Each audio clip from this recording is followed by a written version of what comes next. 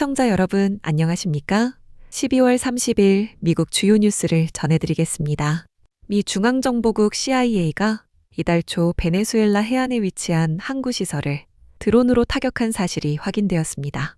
미국이 공해상이 아닌 베네수엘라 영토 내부를 직접 공격한 것은 이번이 처음 알려진 사례입니다. 이번 작전은 베네수엘라의 범죄 조직인 트렌데아라과가 마약을 보관하고 선박으로 옮기는 거점으로 활용해온 웨딴부두 시설을 목표로 진행되었습니다. 타격 당시 시설 내부에는 사람이 없어 인명피해는 발생하지 않았으나 해당 거점과 정박해 있던 선박들은 완전히 파괴되었습니다. 트럼프 대통령 또한 최근 인터뷰를 통해 미국이 마약을 싣는 부두 지역을 공격했다며 작전 사실을 직접 인정했습니다. 트럼프 대통령은 우리는 그동안 마약 운반선을 타격해왔고 이번에는 그들이 마약을 실행하고 적재하는 구역 자체를 타격해 없애버렸다고 구체적으로 설명했습니다. 그동안 미국은 카리브해와 동태평양 공해상에서 마약 밀매가 의심되는 선박 30여 척을 파괴하는 등 해상 차단 작전에 주력해왔습니다. 이번 내륙 타격은 트럼프 대통령이 올해 초 CIA의 라틴 아메리카 내 작전 권한을 대폭 확대 승인한 조치에 따른 결과입니다. 피트 헤그세스 국방장관은 마약 테러범들을 우리 지역의 알카에다로 규정하며 과거 테러리스트를 사냥했던 것과 똑같은 정교함으로 이들을 추적하고 있다고 강조했습니다.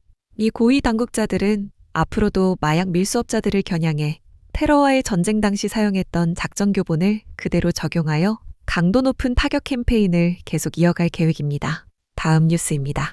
트럼프 행정부가 내년도 시골 지역 의료 지원을 위해 총 100억 달러 규모의 예산을 각 주에 배정하기로 했습니다.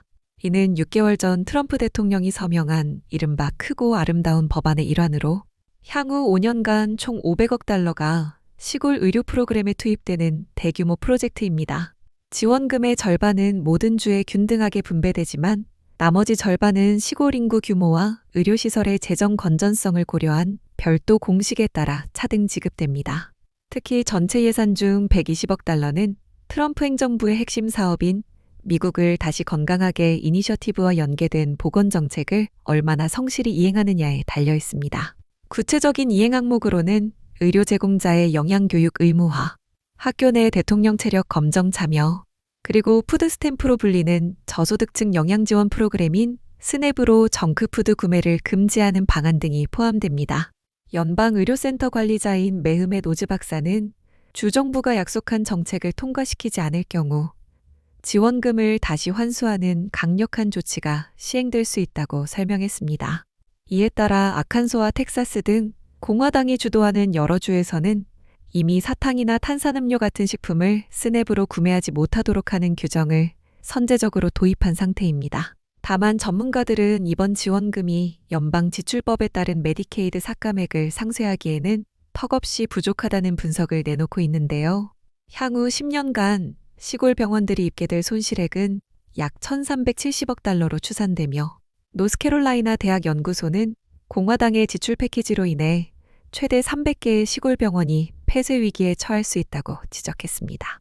농촌보건협회 측은 일선 병원들이 당장 월말급여 지급조차 걱정해야 하는 상황에서 정부가 요구하는 혁신을 수행하기는 사실상 불가능하다는 입장을 보이고 있습니다.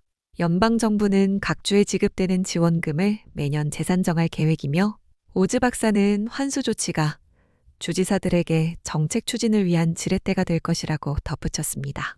다음 뉴스입니다. 유타주 제사지구 법원의 토니 그라프 판사가 지난 10월 비공개로 진행됐던 타일러 로빈슨의 심리속 기록을 일반에 공개하도록 명령했습니다.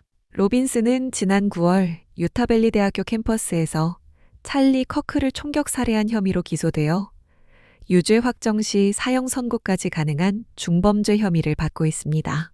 이번에 공개된 83페이지 분량의 문서에는 피고인의 법정 복장과 보안 문제를 두고 검찰과 변호인단이 치열하게 맞선 구체적인 정황이 담겼습니다.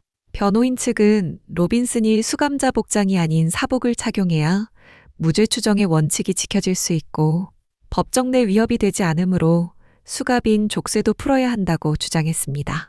이에 대해 재판부는 피고인이 향후 모든 공판 전 심리에서 사복을 입을 수는 있으나 법정 안전을 위해 족쇄 착용은 유지해야 한다는 결정을 내렸습니다.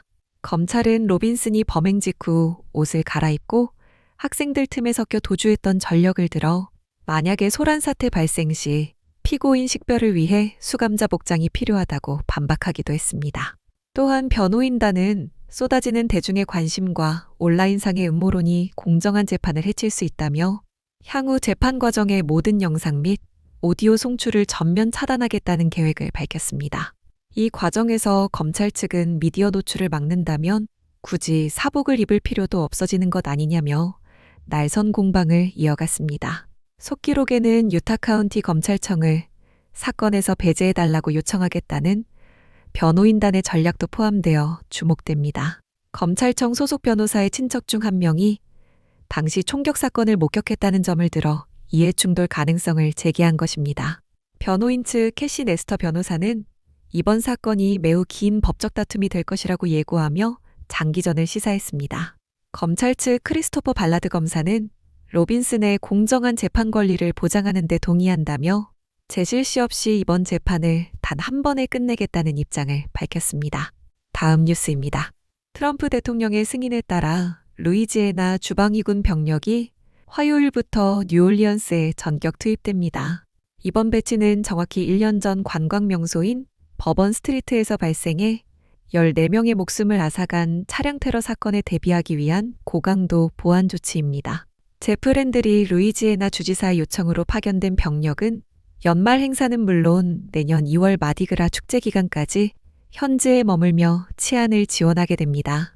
트럼프 행정부가 올해 워싱턴과 멤피스에서 시행했던 임무와 유사한 형태인데 뉴올리언스에서는 지난 슈퍼볼 때도 주방위군이 활동한 바 있어 낯선 풍경은 아닙니다.